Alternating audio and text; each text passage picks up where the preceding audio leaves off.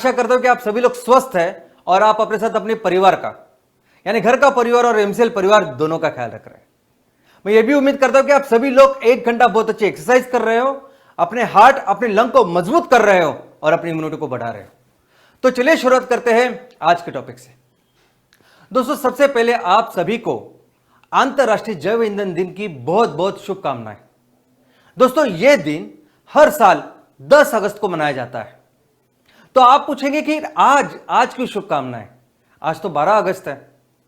तो दोस्तों, एमसीएल पूरी दुनिया की एकमात्र ऐसी ऑर्गेनाइजेशन है कि जो जैव ईंधन के बारे में जो कार्य है, जो अवेयरनेस है, जो एक्टिविटी है, किसी एक दिन के लिए नहीं करती।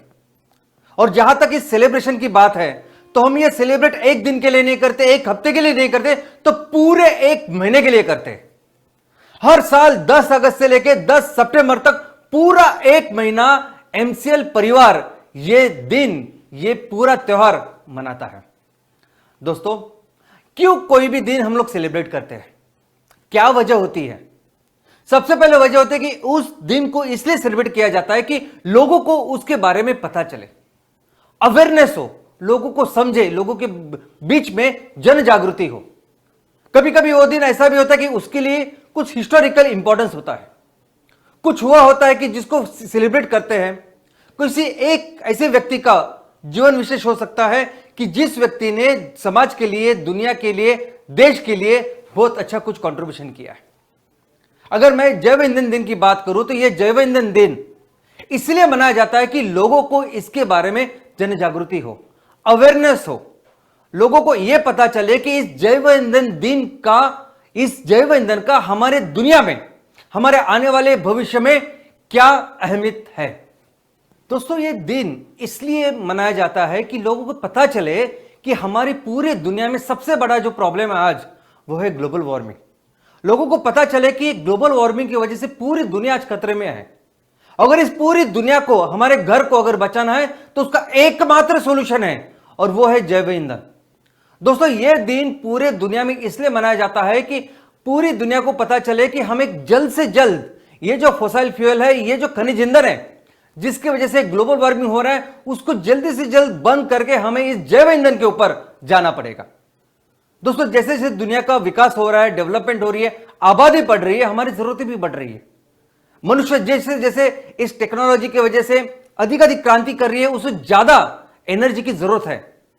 लेकिन यह एनर्जी अगर हम फिर से और कंटिन्यूसली इसी फॉसिल, इसी जहरीले ईंधन से लेंगे तो पूरी दुनिया जो आज खतरे में है और बर्बादी की तरफ जाएगी। तो इसका एकमात्र सॉल्यूशन है कि हम ज्यादा से ज्यादा इस जैव ईंधन का प्रयोग करें और इसी के लिए इस हर साल पूरी दुनिया में इस दिन को मनाया जाता है। दोस्तों, यह दिन इसलिए मनाया जाता है, यानी आप पूछोगे कि 10 अगस्त क्यों? तो 10 अगस्त इसलिए कि इस दिन को एक महान शास्त्रज्ञ ने, जिसका नाम है सर रुडोल्फ डीजल, इन्होंने पूरी दुनिया में एक इंजन का खोज किया था, जिस इंजन का नाम है डीजल इंजन। दोस्तों, ऑफ कोर्स उस इंजन का नाम डीजल इंजन उनके नाम से पड़ा। जिस द्रवरूप ईंधन के साथ, ईंधन के ऊपर ये पूरी मशीन, ये पूरी टेक्नोलॉजी बाद में चलने लगी, उस द्रवरूप ईंधन को बाद में उसको भी डीजल कहा जाने लगा, only because of this scientist. इनके ही नाम से डीजल को हम डीजल कहते हैं। लेकिन क्या आपको पता है कि सबसे पहले ये जो इंजन उन्होंने बनाई वो डीजल पे नहीं चलाया था। सबसे पहले उन्होंने ये डीजल का इंजन जो चलाया था वो था पीनट ऑयल, हमारे मूंगफली का तेल। सबसे पहले इन्होंने इस इंजन की खोज करने के बाद यह इंजन पीनट ऑयल, मूंगफली के तेल पर चलाया था। दोस्तों, 10 अगस्त क्यों? तो 10 अगस्त को एक महान शास्त्रज्ञ ने एक महान काम किया था, सर रुडोल्फ डीजल। ये इन वैज्ञानिक ने दुनिया का पहला डीजल इंजन बनाया था। दोस्तों, ये वो इंजन था जो इसके बाद डीजल पे जलने लगा और डीजल, इस द्रवरूप ईंधन का जो नाम है, जो हम लोग पेट्रोल डीजल बोलते हैं, वो डीजल नाम भी इन्हीं शास्त्रज्ञों की तरफ से आया है। लेकिन क्या आपको पता है कि ये इंजन उन्होंने सबसे पहले पीनट ऑयल, मूंगफली के तेल के ऊपर चलाया था। और उन्होंने बाद में जाके ये कहा था कि ऐसा एक दिन आएगा कि हमें फिर से ये सब फॉसिल फ्यूल, ये सब खनिज से निकला हुआ जो द्रवरूप ईंधन है उसको बंद करके हमें दुनिया को फिर से वेजिटेबल ऑयल के ऊपर चलाना पड़ेगा, यानी जैव ईंधन के ऊपर चलाना पड़ेगा, यानी बायोफ्यूल के ऊपर चलाना पड़ा। दोस्तों, तो उन दिनों तो ये ग्लोबल वार्मिंग वगैरह कुछ नहीं था, लेकिन ये एक्चुअली कोई भी साइंटिस्ट कोई भी बता सकता है कि अगर सस्टेनेबिलिटी की बात जहां आती है तो ऐसी कोई भी चीज जो फाइनाइट सोर्स में अगर हमारे धरती के अंदर है वो इनफाइनाइट तक नहीं चल सकती, वो सस्टेनेबल नहीं हो सकती। सस्टेनेबल वही है जो बार बार हम लोग इस्तेमाल कर सकते हैं और बार बार उसको तैयार कर सकते हैं, और वही है जैव ईंधन। और वही कहा था हमारे इन शास्त्रज्ञों ने। तो इन शास्त्रज्ञों ने इस जैव ईंधन का उपयोग जब जिस दिन किया था पहली बार, वो दिन था 10 अगस्त 1893, और इसी कारण इस 10 अगस्त को पूरी दुनिया में जागतिक जैव ईंधन दिन के नाम से हम लोग मनाते हैं। हमारे देश में की अगर बात करें तो हमारे देश में भी 2015 से हमारी ministry of petroleum and natural gas जो है वो इसको मनाती है। इनफैक्ट सिर्फ मनाती नहीं तो हमारे देश में 100 अलग अलग शहरों में जैव ईंधन के प्रति पूरा अभियान चलता है, और हम लोग कोशिश कर रहे हैं कि किस तरह से हम अपने इस फोसिल फ्यूल को छोड़ कैसे जैव ईंधन की तरफ जाए और कैसे अपने देश को आत्मनिर्भर बनाए। दोस्तों, पूरी दुनिया की अगर बात करें तो पूरी दुनिया में कई सारे ऑर्गेनाइजेशन हैं जो इस जागतिक जैव ईंधन दिन को मनाते हैं। इस जागतिक जैव ईंधन दिन के बारे में लोगों के बीच में जन जागृति करते हैं, कोशिश करते हैं कि लोगों को इसके बारे में इसकी अहमियत पता चले। बहुत बार अगर आप देखोगे तो कई सारी ऑयल कंपनीज है, कई सारी बाकी की कॉर्पोरेट कंपनीज है जो इस दिन को जागतिक जैव ईंधन दिन को मनाती है। लेकिन किस तरह से मनाती है? तो अगर मैं कंपनियों की बात करूं तो कंपनियां अपने जो CSR एक्टिविटी होती है, ऑलमोस्ट हर देश में यह नियम है कि अगर आपकी कंपनी उस देश में काम कर रही है, आप मुनाफा कमा रहे हो, तो आपको उस मुनाफे का थोड़ा सा जो अंश है वो अपने देश के सोसाइटी के लिए, समाज के लिए, पर्यावरण के लिए उसका इस्तेमाल करना चाहिए। और इसीलिए दुनिया के सभी ऑर्गेनाइजेशन, दुनिया के सभी कंपनियां अपनी अपनी तरफ से ये जैव ईंधन का दिन भी एक CSR एक्टिविटी करके मनाते हैं। कई सारे एनजीओ भी है जो इस दिन लोगों के बीच में जाके अवेयरनेस का काम करते हैं। लेकिन दोस्तों, इसका जो उद्देश्य है ये उससे काफी बढ़ के है। दोस्तों, उद्देश्य क्या है? क्यों हम लोग ये जैव ईंधन मनाते हैं? सिर्फ अवेयरनेस करने के लिए नहीं है। इसका एक्चुअल उद्देश्य है कि सभी लोग मिलके जल्दी से जल्दी हम लोग ये जहरीला जो ईंधन है उसको 100% रिप्लेस करें ऐसे ईंधन के साथ जो इस धरती का ख्याल रखे, जो इस पर्यावरण का ख्याल रखे, जो इस इकोसिस्टम में रहने वाले हर एक सजीव का, प्राणी मात्र का ख्याल रखे।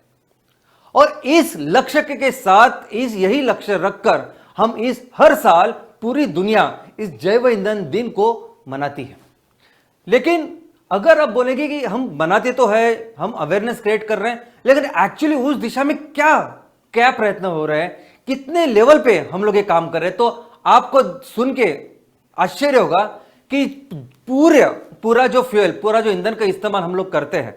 अभी तो चलो मैं सिर्फ एक क्रूड ऑयल की बात करता हूं, तो जितना क्रूड ऑयल हमें लगता है, जितना उससे ईंधन तैयार होता है, उस ईंधन के जितनी जरूरत है उससे 2% से भी कम, यानी ऑलमोस्ट 1.6 to 1.7% इतना ही ईंधन आज की तारीख में जैव ईंधन करके हम लोग इस्तेमाल कर रहे हैं।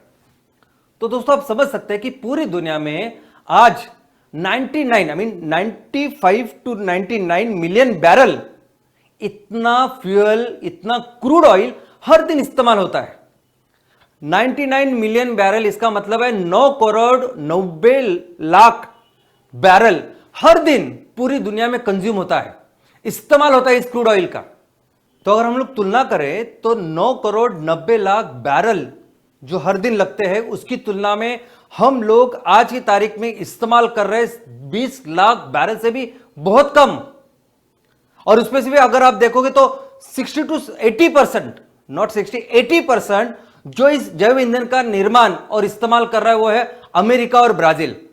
अमेरिका और ब्राजील जहां बहुत बड़े बड़े फार्म्स हैं, बहुत बड़ी बड़ी उनकी खेती है, वहां वो उधर बायोफ्यूल का क्रॉप लेते हैं और वो बायो या जैव ईंधन का इस्तेमाल, जैव ईंधन को तैयार करके उसका इस्तेमाल करते हैं।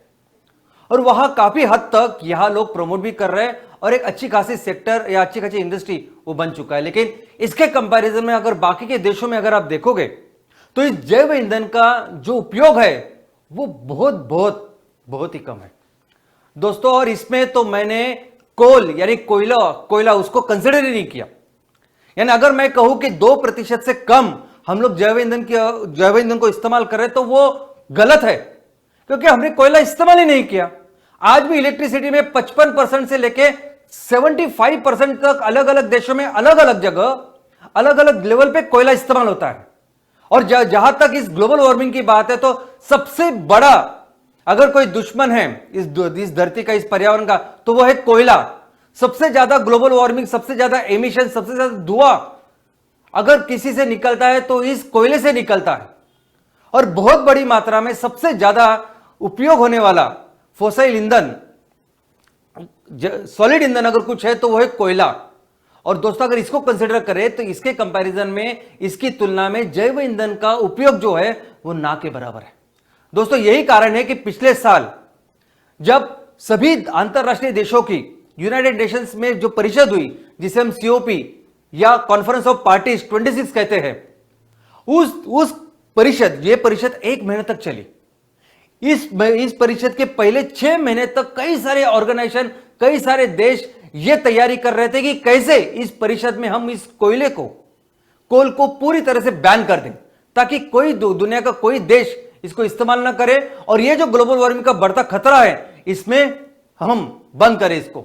लेकिन ये हुआ नहीं दोस्तों। ये है कोयले की वजह से जो प्रॉब्लम, जो हानि पूरी दुनिया की हो रही है, ये शायद हमें अभी तक पता नहीं। इसलिए पूरे दुनिया में सबसे ज्यादा कोयला इस्तेमाल करने वाला देश में भारत दूसरे स्थान पे है दोस्तों। और अगर मैं MCL की बात करूं तो MCL एक्चुअली इस सॉल्यूशन के ऊपर काम कर रहा है।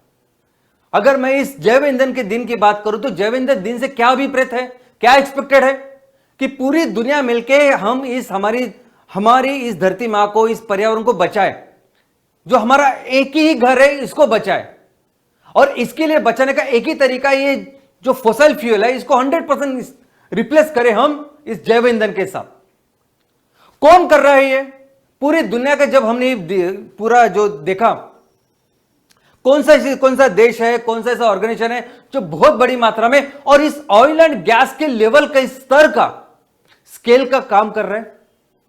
कोई नहीं दोस्तों। मैं प्राउडली, पूरे गर्व के साथ कह सकता हूं कि MCL पूरी दुनिया की एकमात्र ऐसी ऑर्गेनाइजेशन है जो एक्चुअली सॉल्यूशन के ऊपर काम कर रही है, जो दिखाने के लिए, बताने के लिए कुछ नहीं, लेकिन हम लोग एक्चुअली इस दुनिया को बचाने का काम कर रहे हैं।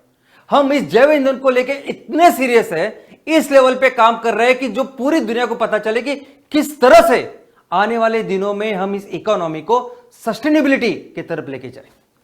दोस्तों स्केल, मैं हमेशा कहता हूं स्केल। ऑयल एंड गैस की जब भी बात आती है, इस एनर्जी, ऊर्जा की जब भी बात आती है, सबसे इंपॉर्टेंट स्केल। सबसे ज्यादा सेल होने वाली, सबसे ज्यादा कंज्यूम होने वाली अगर कोई कमोडिटी है पूरी दुनिया में तो वो है ईंधन। पूरी दुनिया को सबसे ज्यादा लगने वाली चीज है वो ईंधन। और अगर उसको 100% रिप्लेस करना है तो हमें काम भी उतना 100% काम भी उस स्केल पे करना पड़ेगा। लेकिन जैव ईंधन की प्रोजेक्ट लेके अगर आप पूरी दुनिया में देखेंगे तो सिर्फ बायो सीएनजी की बात लेते तो दुनिया का सबसे बड़ा बायो सीएनजी प्लांट हमारे भारत देश में है। कुछ महीने पहले हमारे माननीय पंतप्रधान साहब ने जो इंदौर का बायो सीएनजी का प्लांट जिसका उद्घाटन किया, वो दुनिया का सबसे बड़ा प्लांट है और जिसकी क्षमता है 17 ton per day output.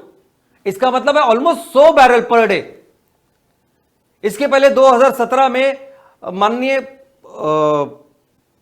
Manohar Parrikar साहब और हमारे गडकरी साहब, इन्होंने पुणे में एक प्लांट का उद्घाटन किया था जिस प्लांट की क्षमता भी बहुत कम थी। दोस्तों कई सारे प्लांट है जो बायो सीएनजी बना रहे हैं, लेकिन उनकी जो क्षमता है वो जरा भी मैच नहीं है, उनकी कंपैरिजन ही नहीं कर सकते हम लोग। जिस स्केल में, जिस क्षमता में आज की तारीख में ऑयल एंड गैस की इंडस्ट्री चलती है, उसका उत्पादन होता है, उसका कंजम्पशन होता है, उसके कंपैरिजन में दुनिया के जितने भी प्लांट है इस जैव ईंधन के नाम पे चलने वाले, जैव ईंधन का उत्पादन करने वाले, ये पीनट्स भी नहीं है। दोस्तों आज MCL बायोफ्यूल स्टेट का जो प्रोजेक्ट है, हम हर तहसील में 100 टन पर डे आउटपुट का मिनिमम बिजनेस स्केल का काम कर रहे हैं। लेकिन हमारे देश का जो क्षमता है, हमारे देश की क्षमता ये 500-600 टन पर डे प्रति तहसील की है। जैव ईंधन के क्षेत्र में जो भी कंपनियां, जो भी देश काम कर रही है, सबसे ज्यादा काम करने वाले इनके आगे जो है वो जर्मनी हो सकती है, ऑस्ट्रेलिया हो सकता है, यूएस हो सकता है। अगर इस बायोगैस की भी बात करें तो जर्मनी में मैक्सिमम जगह पे बायोगैस के प्लांट्स हैं। लेकिन वो सभी बायोगैस के प्लांट एक दूसरे के साथ ग्रिड से जोड़ के वो गैस, इलेक्ट्रिसिटी, बिजली का उत्पादन करने में उसका उपयोग किया जाता है। ऐसे स्केल पे, इस लेवल के स्केल पे काम करने वाला दुनिया में कोई प्लांट है ही नहीं। जिस अमेरिका और ब्राजील की हम लोग बात कर रहे हैं, वहां भी अगर आप देखोगे तो वहां इन हाउस कंजम्पशन ज्यादा है और वहां की जो क्षमता है हर प्लांट की वो बहुत बहुत कम है। और जिस स्केल की एमसीएल बात कर रही है, जिस स्केल के साथ एमसीएल हर तहसील में प्रोजेक्ट का उत्पादन करने वाली है, ये स्केल पूरी दुनिया में एक अलग लेवल का डिसरप्शन है। दोस्तों, अगर बिजनेस मॉडल, ये दूसरा सबसे बड़ा प्रॉब्लम है इस इंडस्ट्री में, वो है बिजनेस मॉडल। यानी क्या? तो सबको पता है कि ये बायोमास है और इस बायोमास से ये ऐसे जैव ईंधन या बायोफ्यूल हम लोग तैयार कर सकते हैं। लेकिन जैसा हमने अभी डिस्कस किया कि बहुत बड़ी मात्रा में ईंधन लगता है, बहुत बड़ी मात्रा में। और अगर बायोमास से अगर जैव ईंधन की बात करें तो बायोमास में बहुत ज्यादा पानी होता है। आज गोबर गैस, गोवर्धन के नाम पे बायो सीएनजी के प्रोजेक्ट को बढ़ावा देने का काम हमारी मिनिस्ट्री कर रही है। अभी गोबर की अगर बात करें तो गोबर में तो 80% पानी होता है और एक जगह पे आपको इतना सारा गोबर मिले जिस गोबर को लेके फिर हम बायो सीएनजी बनाएं, ये बहुत ही कम है। अभी हम लोग रिसेंटली देख रहे हैं कि जहां जहां गौशाला का निर्माण हो रहा है, जहां जहां गौशाला है वहां लग के बायोगैस के यूनिट शुरू हो रहे हैं। लेकिन जो चित्र आप यहां देख रहे हैं, ये जो यूरोप का, ऑस्ट्रेलिया का, अमेरिका में ऐसा चित्र दिखेगा जहां खेतें बहुत बड़ी होती है, जहां 100 हेक्टर, 200 हेक्टर, 500 हेक्टर की खेतें होती है खुद की। तो वहां लोग कैसे तैयार करते हैं? तो वहां खुद उस रॉ मटेरियल का निर्माण करते हैं और उसी रॉ मटेरियल से लेके वही खेतों में ही उनका प्लांट होता है मैन्युफैक्चरिंग, और वही वो जैव ईंधन का निर्माण करते हैं। वो बायो इथेनॉल हो सकता है, बायोडीजल हो सकता है या बायोगैस हो सकता है। लेकिन हमारे देश की बात करें तो हमारे देश में अभी तक जैव ईंधन की निर्मित ये सिर्फ और सिर्फ कचरे के ऊपर तैयार करना, इसी तत्व को लेके की गई है।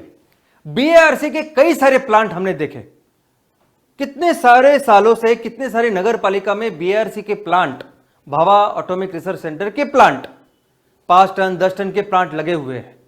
लेकिन अगर आप देखोगे तो जैव ईंधन की जो निर्मित होनी चाहिए वह नहीं हो रही, क्योंकि कई अलग अलग तरह का कचरा वहां जाता है और वो प्रोसेस जो है डाइजेशन की वो अच्छी काम नहीं करती। इंदौर का प्रशासन बहुत अच्छा काम कर रहा है, इसलिए बहुत अच्छा जो रॉ मटेरियल है, जो कचरा है, वो वहां जा रहा है और इंदौर नगर निगम में बायो सीएनजी का उत्पादन हो रहा है। लेकिन यही अगर हम लोग अच्छे स्केल पे करना चाहे, अगर हम लोग ठाने कि हमारे देश में या कहीं भी ये काम करना है, जैव ईंधन को बहुत बड़े स्केल के ऊपर काम करना है, तो करे कैसे? ये सबसे बड़ा प्रॉब्लम है, बिकॉज ये फैक्ट्री जैसा नहीं है। इसका रॉ मटेरियल की जो साइज होते हैं, इसके रॉ मटेरियल जो आक्रमण होता है वो 10 गुना होता है प्रोडक्ट से। तो इसको कैसे हैंडल करें? और दूसरा, ये जो प्रोडक्ट है, ये जो रॉ मटेरियल होता है, ये खराब हो सकता है, इसकी जो शेल्फ लाइफ बहुत कम होती है। आपने कोई भी चीज ऐसी छोड़ी, जो ऑर्गेनिक वेस्ट की मैं बात कर रहा हूं, तो 12 घंटे के बाद उससे बदबू आनी चालू होती है। तो किस तरह से इसको मैनेज करें, किस तरह से हम लोग इस पूरे रॉ मटेरियल को ऑर्गेनाइज करें, इसका सप्लाई चेन बनाएं, ये सबसे मुश्किल काम आज तक है। इसी के वजह से इसमें कोई भी कॉर्पोरेट इतने बड़े लेवल पे, इतने बड़े स्केल पे काम नहीं कर रहा है। और यही मुझे लगता है सबसे बड़ी ताकत है एमसीएल की। एमसीएल आज जिस तरीके से काम कर रहा है, एमसीएल जिस तरीके से ग्राम पंचायत लेवल पे हम लोग काम कर रहे हैं, ये दुनिया को एक बहुत ही अलग ऐसा सबक है कि किस तरह से आपने सभी लोगों को मिलकर, सभी लोगों के साथ ये काम करना चाहिए। किस तरह से हम लोग रॉ मटेरियल को ऑर्गेनाइज करें और किस तरह से उसका जैव ईंधन को निर्माण करें, ये बहुत ही जबरदस्त ऐसा बिजनेस मॉडल एमसीएल ने पूरी दुनिया के सामने रखा है। इसमें सबसे इंपॉर्टेंट बात थी वो है रॉ मटेरियल वैल्यू चेन को कंट्रोल करने की, ये वैल्यू चेन निर्माण का बहुत इंपॉर्टेंट काम आज दुनिया के सामने एमसीएल कर रही है दोस्तों। और भारत, हमारे देश का इतिहास, हमारा वो देश है, वो महान देश है कि जिसने हम मनुष्य की जितना भी इतिहास है उस इतिहास में 90% ऑफ द टाइम हमने पूरी दुनिया का नेतृत्व किया है। अगर मैं सिर्फ अर्थव्यवस्था की बात करूं, इकोनॉमी की बात करूं, तो पूरी इस 90% ऑफ द टाइम ये जो पूरा इतिहास हमारे सामने है, 90% से भी ज्यादा अधिक कालखंड तक भारत दुनिया की सबसे बड़ी इकोनॉमी थी। पूरी दुनिया के लिए 30% से ज्यादा जीडीपी का निर्माण भारत करता था। क्यों करता था? क्योंकि भारत को कुदरत ने इतना कुछ दिया है, इतनी मेहरबानी की है। हमारे पास इतनी गंगा यमुना से लेके इतनी बड़ी बड़ी अच्छी अच्छी नदियां हैं, हमारे पास भूमि इतनी अच्छी है, हमारे पास विशाल हिमालय है। हमारी रचना ही मुझे लगता है कि कुदरत ने अपने हाथों से ऐसी की है कि भारत के पास वो स्ट्रेंथ है, वो ताकत है कि हम इस बायोफ्यूल में भी, इस जैव ईंधन में भी दुनिया का नेतृत्व कर सकते हैं। हां दोस्तों, हमारे पास इतनी कैपेबिलिटी है, हमारे पास इतनी ताकत है, हमारे पास दिया हुआ भगवान का इतना बड़ा आशीर्वाद है कि हम आगे चल के दुनिया के सबसे बड़े ओपेक देश बन सकते हैं। यानी वो देश जो आज की तारीख में 82% जो क्रूड ऑयल है वो इंपोर्ट करता है, बाहर से मंगाता है, अपने ईंधन के लिए बाहर के देशों के ऊपर जो निर्भर है, वो देश दुनिया का सबसे बड़ा ईंधन निर्माण करने वाला देश बन सकता है। इतनी ताकत आज भारत में है दोस्तों। हम अगर साथ मिलके हर ग्राम पंचायत में, हर तहसील में जो किसान हैं, जो ये करने वाले, इनके हाथ मजबूत करें तो पूरे दुनिया के लिए 20% तक ईंधन हम लोग तैयार कर सकते हैं। आज भारत की जो जरूरत है वो पूरी दुनिया की जितनी जरूरत है उसकी 4 से 4.5% इतनी जरूरत है भारत को। उससे ही हम लोग 82% हम लोग इंपोर्ट करते हैं। तो सोचिए वही भारत पूरी दुनिया की जितनी जरूरत है उसकी 20%, 20% इतना ईंधन का अगर निर्माण करे तो हम लोग क्या बन सकते हैं? ओपेक यानी क्या? Oil producing and exporting countries. आज की तारीख में नंबर 1 जो देश है जो सबसे ज्यादा इस ईंधन का निर्माण करता है और बेचता है बाहर, वो है रशिया। रशिया सबसे ज्यादा 10% ईंधन पूरी दुनिया में जो आज की तारीख में बेचा जाता है वो रशिया बेचता है। और यही वजह है कि रशिया की इतनी जरूरत हुई है कि उसने यूक्रेन के साथ सबके सामने ये जंग छिड़ी है। यूक्रेन ऐसा देश है कि जिसके थ्रू ये सभी पाइपलाइन यूरोप को जाती है और यूरोप को 40% से भी ज्यादा नेचुरल गैस रशिया सप्लाई करता है। तो किसी की हिम्मत नहीं है, क्योंकि अगर रशिया के खिलाफ अगर यूरोप राष्ट्र ने कुछ कहा तो पूरा नेचुरल गैस उनकी जो रिक्वायरमेंट वो बंद हो जाएगी। ये होता है ऑयल एंड गैस। तो सोचिए ऐसे सिचुएशन में, ऐसे हालातों में अगर भारत देश दुनिया के लिए 20% ईंधन की निर्माण करे तो भारत देश को हम लोग कहां लेके जाएंगे दोस्तों। और ये जो ईंधन हम लोग बात कर रहे हैं, वो तो सभी जो ईंधन अभी तैयार कर रहे हैं, बेच रहे हो, कौन सा ईंधन है?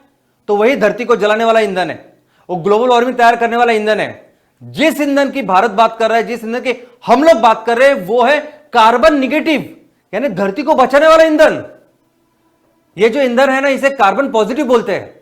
ये ईंधन इस्तेमाल करने के बाद बहुत सारा धुआं, बहुत सारा एमिशन, ये गर्मी तैयार करने वाले गैसेज छोड़ते हैं।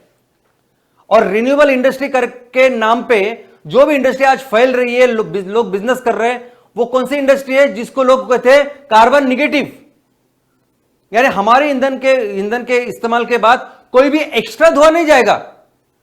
रिन्यूएबल के नाम पे ये बाकी की कंपनियां जो रिन्यूएबल सेक्टर जिसको एक्सपांड कर रही है, जिसमें बहुत सारी इन्वेस्टमेंट ला रही है, वो कौन से ईंधन का तैयार कर रही है? वो है कार्बन न्यूट्रल।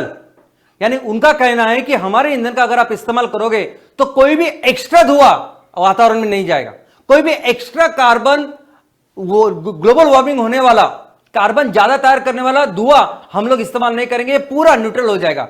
लेकिन हम जिस ईंधन की बात कर रहे हैं दोस्तों, वो ईंधन पूरी दुनिया को बचाने वाला ईंधन है। क्योंकि हमारे ईंधन के साथ हमारा ईंधन जब इस्तेमाल होगा, उसके बाद जो धुआं निकलेगा, वो धुआं तो हमारे नेपियर ग्रास, हमारी घास तो सोख ही लेगी। लेकिन उससे ज्यादा ये पूरे वातावरण में जो ऑलरेडी धुआं, जो ऑलरेडी कचरा है, उसको भी साफ करेगी। वो पूरा कचरा लेके, वो पूरा कार्बन लेके वो जमीन में उसको गाड़ देगी, जिसे कहते हैं कार्बन सिक्वेस्ट्रेशन। तो दोस्तों, रशिया के साथ या किसी भी देश के साथ हम लोग तुलना ही नहीं कर सकते। आज ग्लोबल वार्मिंग करने वाला ईंधन वो बेच रहे हैं और इतनी बड़ी हुकूमत करके उसके बेस पे आज इतनी जरूरत वो कर रहे हैं। हम तो दुनिया को बचाने वाला ईंधन जो सबकी जरूरत है पूरी दुनिया का, अगर उसको 20% तक करे तो सोचिए हम सब मिलके अपने देश को कहां लेके जाएंगे। और दोस्तों, यही है सस्टेनेबल सॉल्यूशन ना। जहां तक सस्टेनेबिलिटी की बात है, यानी अगर हम जो दुनिया पिछले हजारों लाखों सालों से चलती आ रही है, आगे के हजारों लाखों सालों तक चले, ऐसा अगर हमें लगता है तो सस्टेनेबिलिटी के लिए यही तो सॉल्यूशन है, दूसरा सॉल्यूशन ही नहीं है। अगर रिन्यूएबल के नाम पे अगर आप देखोगे तो इस रिन्यूएबल में कई सारे अलग अलग चीजें, सोलार है, विंड है, बाकी की चीजें, और दूसरी तरफ है जैव ईंधन। इन सभी जो कैटेगरीज है, इन सभी कैटेगरी में अगर एक्चुअली रियली कुछ सस्टेनेबल है, सही मायने में कोई शाश्वत है, तो वह है जैव ईंधन। सबसे पहले मैं आपको बताऊं कि ये रिन्यूएबल सेक्टर में क्या होता है। तो बिजली तैयार की जाती है। कैसे बिजली तैयार करते हैं आप? तो आप हवा से बिजली तैयार कर सकते हैं, आप सोलर यानी सूरज की किरणें, उससे आप बिजली तैयार करते हैं या आप ऊर्जा तैयार करते हैं। और उसके लिए क्या इस्तेमाल करते हैं? तो उस सोलर यानी उस सूरज की जो एनर्जी है, ऊर्जा है, उसको इलेक्ट्रिसिटी में कन्वर्ट करने के लिए आप एल्यूमिनियम या बाकी सभी मेटल की शीट तैयार करते हो और जमीन पे रखते हो। क्या है ये? जो कुदरत ने दिया हुआ इतना जबरदस्त जो सॉल्यूशन आज हमारे सामने है, पेड़, वो पौधे, ये वो खेत पे जो हम लोग उगाते हैं, वो सब, वो बेस्ट सोर्स है, बेस्ट जरिया है कि जिसके तहत ये पूरी जो सूरज की ऊर्जा है, सूरज की एनर्जी जो हमें मिलती है। इतना बेसिक, सिंपल और कुदरत ने दिया हुआ इतना अच्छा सॉल्यूशन छोड़ हमें क्यों इस मिडल की तरफ जा रहे हैं, मुझे समझ में नहीं आता। और कब तक जाएंगे, कब तक करेंगे आप ये? एक तो ये जो उस पे जो धूल चढ़ती है उसको साफ करना होता है, और जिनकी जो लाइफ होती है, लोग कहते हैं कि 30 साल तक होगी, लेकिन पता नहीं, अभी तक तो 10 साल भी नहीं हुए। तो ये 5, 10, 15, 20 साल तक, उसके बाद में सब इसकी लाइफ जब निकल जाएगी, तब क्या करेंगे इतने कचरे का? ये मेटल का कचरा जो तैयार होगा, ये ई वेस्ट तैयार होगा, क्या करोगे आप? दोस्तों, सबसे बढ़िया अगर कुछ है, और इसके आगे का मैं आपको बात बताता हूं। आगे की बात है कि ये जो इस इलेक्ट्रिसिटी के ऊपर चलने वाली गाड़ियां, इसका आजकल खूब ज्यादा बहुत सारी कंपनियां प्रमोट कर रही है। इलेक्ट्रिक व्हीकल का मार्केट यही आने वाले दिनों में होगा, यही सस्टेनेबल की तरफ, ग्लोबल वार्मिंग को जो सॉल्यूशन है वो यही है, ऐसे सब लोग बोलते हैं।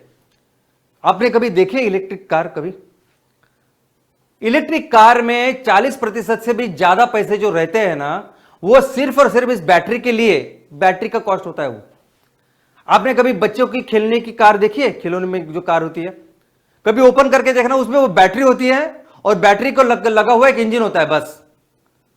तो जहां जितने आप बैटरी चार्ज करते रहते हैं, वैसे वो बैटरी चार्ज होती रहती है और उसको इंजन को चलाती है, और कुछ दिनों बाद वो बैटरी रिप्लेस करनी पड़ती है। वो सेम चीज हमारे कारों में इस्तेमाल हो रही है। आप देखोगे ये सब जो आप देख रहे हैं अभी स्क्रीन के ऊपर, ये पूरा बैटरी है, ये पूरी कार बनी होती है बैटरी से।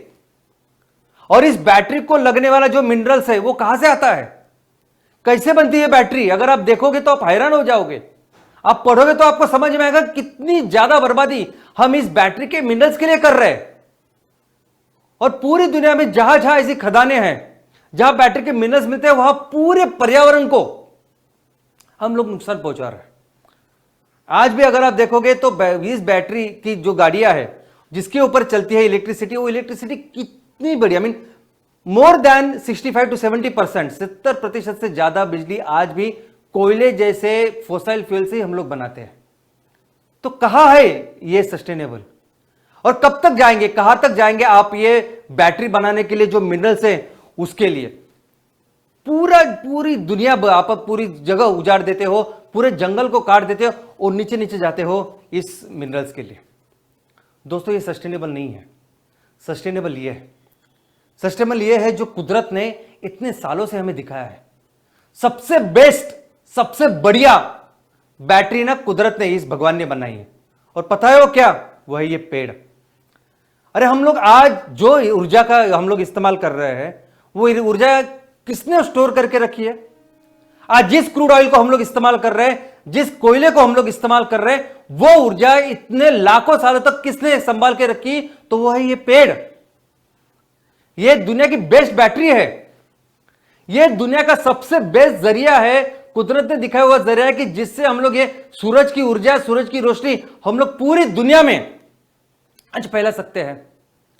आज मैं ये जो बात कर रहा हूं, मेरे अंदर जो ऊर्जा है ना, ये भी सूरज की ऊर्जा है। क्योंकि ये जो पेड़ है, ये पेड़ क्या करते हैं? तो सूरज की रोशनी लेके अपनी खुद का अन्न तैयार करते हैं। जब वो अपने लिए फूड तैयार करते हैं तो उनको ही खाते हैं हम लोग, सब्जी खाते हैं हम लोग, तो वही ऊर्जा हमें प्राप्त होती है।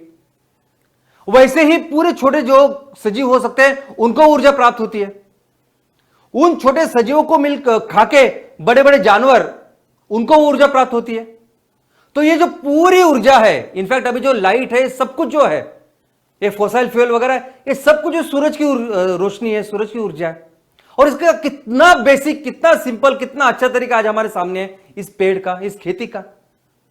इससे बढ़िया कोई भी सोलर पैनल, कुछ सोलर पैनल के सामने ये, इसके सामने सोलर पैनल हम तुलना ही नहीं कर सकते। इतना बढ़िया, इतना सस्टेनेबल तरीका इन पेड़ों ने, इस एग्रीकल्चर ने, इस खेतों ने हमारे सामने रखा है। यही वो ऊर्जा है जो सब में आज हमारे इसमें है, वही फॉसिल फ्यूल में ही है। और दोस्तों ये सबसे बेस्ट ऐसी बैटरी भी है दुनिया की, जो कई साल तक वैसे रह सकते, कई साल तक इस ऊर्जा को हम लोग इस्तेमाल कर सकते हैं। और सबसे अच्छी बात है ना, ये ड्रॉप इन फ्यूल्स है। ड्रॉप इन फ्यूल्स का मतलब समझते हैं आप? यानी ये जैव ईंधन इस तरह के ईंधन है कि जो आज हमारे ग्राहकों का जो एग्जिस्टिंग इंफ्रास्ट्रक्चर है उसमें हम लोग इस्तेमाल कर सकते हैं। यानी आपकी अगर पेट्रोल की गाड़ी है, आपकी अगर डीजल की गाड़ी है, तो वहां बिना कोई चेंज हम लोग इसको इस्तेमाल कर सकते हैं। वैसे इस इलेक्ट्रिक कार का नहीं है। आपकी कोई भी पेट्रोल डीजल की कार इस पे इलेक्ट्रिक के ऊपर चलेगी नहीं, आपको पूरी तरह से नई गाड़ी लेनी पड़ेगी। आपका कोई भी चूल्हा उसके ऊपर नहीं चलेगा। हमारा वैसा नहीं है। जैव ईंधन इस तरह का ईंधन है कि आपको ऊपर का चूल्हा वैसे ही रखिए, आप सिर्फ एलपीजी का सिलेंडर निकालिए और हमारा सिलेंडर लीजिए। तो इसको कहते हैं ड्रॉप इन फ्यूल्स। तो ऐसे ईंधन का निर्माण हम लोग कर रहे हैं, या जैव ईंधन पूरी दुनिया के लिए ऐसा एक सोल्यूशन है कि जहां कस्टमर्स को, जहां ग्राहकों को अपना इंफ्रास्ट्रक्चर बदलने की जरूरत नहीं। आज जो भी इंफ्रास्ट्रक्चर बना हुआ है उसमें ही हम लोग इसको इस्तेमाल कर सकते हैं। यहां तक कि फिलिंग स्टेशन, आज के जो फिलिंग स्टेशन है उसको इस्तेमाल कर सकते हैं। नए नए चार्जिंग स्टेशन के लाने की जरूरत नहीं है। और दोस्तों MCL is the way. MCL पूरी दुनिया को दिशा दिखाने का काम कर रहा है, क्योंकि कितने सालों से लोग बहुत सारे काम कर रहे हैं। मैं ये भी बोलता था कि जेन्युइनली लोग काम कर रहे हैं, कई सारे संगठन काम कर रहे हैं, कई सारे लोग काम कर रहे हैं, देश काम कर रहे हैं इसके ऊपर। लेकिन किस तरीके से करें, मुझे लगता है कि आज पूरी दुनिया के सामने एमसीएल ने रखा हुआ ये बहुत ही अच्छा ऐसा सोल्यूशन है। और यस, एग्जीक्यूशन इज एवरीथिंग। अब ये हम किसी कॉन्फ्रेंस में नहीं जाएंगे, इसके ऊपर ना बहस करेंगे, ना डिस्कशन करेंगे, कुछ नहीं करेंगे। हम पूरी दुनिया को एक करके दिखाएंगे। क्योंकि हम इसमें नहीं मानते कि हमें बहुत ज्यादा किसी मंच पे जाके, सीओपी में जाके, यूनाइटेड नेशंस में जाके बहस करने की जरूरत है। हमें लगता है कि हम पहले इसको करें, उस स्केल में करें, उस तरीके से करें जिस स्केल को दुनिया आज तक ढूंढ रही है, और उसके बाद फिर रखें कि यही रास्ता है। और हमें अगर जब देश को इस ईंधन में पूरी तरह से आत्मनिर्भर करना है, तो हमारे लिए यूनिट है ये तहसील। हमें पहले ही हर तहसील को इस ईंधन में, इस जैव ईंधन में पूरी तरह से सेल्फ सफिशिएंट करना है, स्वयं पूर्ण करना है। और हर तरह का ईंधन, यानी उस तहसील में जितना भी ट्रांसपोर्टेशन फ्यूल है, ईंधन है, वो सभी हम सीएनजी के ऊपर कन्वर्ट करेंगे, जो हमारे किसान बनाएंगे। पूरे कुकिंग के लिए आज घरों से लेके होटल तक जो भी एलपीजी का सिलेंडर इस्तेमाल होता है उसे 100% रिप्लेस करेंगे हम अपने इस जैव ईंधन के साथ। और उसी तरह से जहां जहां ऊर्जा, जहां जहां हीट की जरूरत होती है, वहां भी हम लोग इस जैव ईंधन का इस्तेमाल करेंगे और हर तहसील को इस ईंधन में हम लोग स्वयं पूर्ण करेंगे। इसी ईंधन से हम लोग बिजली भी बनाएंगे। और इस तरह से जब हर तहसील को हम इस जैव ईंधन में स्वयं पूर्ण करेंगे तो पूरा देश हमारा ईंधन में स्वयं पूर्ण होगा। लेकिन जैसा कि मैंने कहा कि हमारे देश में कुदरत ने इतना कुछ दिया है, इतनी ताकत हमारे पास है कि बाद में हम लोग सबसे ज्यादा एक्सपोर्ट करने वाला देश हम लोग बन सकते हैं। दोस्तों, हर तहसील की कैपेसिटी है 500 से 600 टन। और मैं पूरा, आप कोई भी दूसरी खेती नहीं करने की, सिर्फ ये करनी है, नेपियर ग्रास करनी है, ऐसा मैं बिल्कुल नहीं बोल रहा हूं।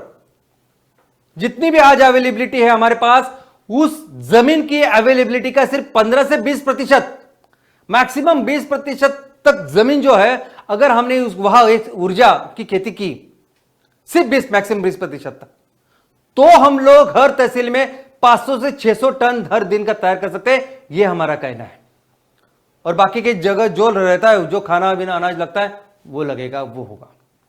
दोस्तों, ये जो महीना है, हम कभी भी ऐसे बायोफ्यूल डे, जैव ईंधन दिन की बात नहीं करते, हम हमेशा इस महीने की बात करते हैं।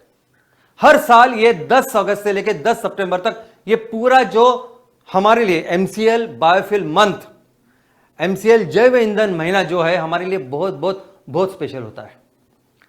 पूरे साल भर हमेशा हमारा विजन और मिशन ये जैव ईंधन पर ही आधारित है, ऑफ कोर्स।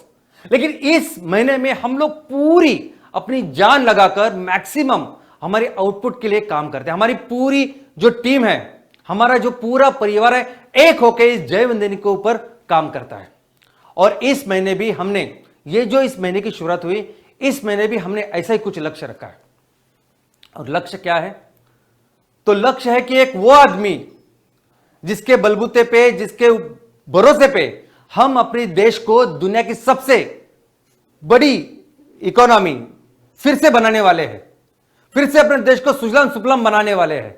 हम अपने देश को ना के सिर्फ ईंधन में स्वयं पूर्ण करेंगे, लेकिन सबसे बड़े ईंधन के निर्माता और एक्सपोर्टर करके जगह तक लेके जाने वाले वो आदमी, वो व्यक्ति, वो हमारा राजा, किसान राजा, वो जो है, उसके लिए हम आज इस महीने में काम करने वाले हैं।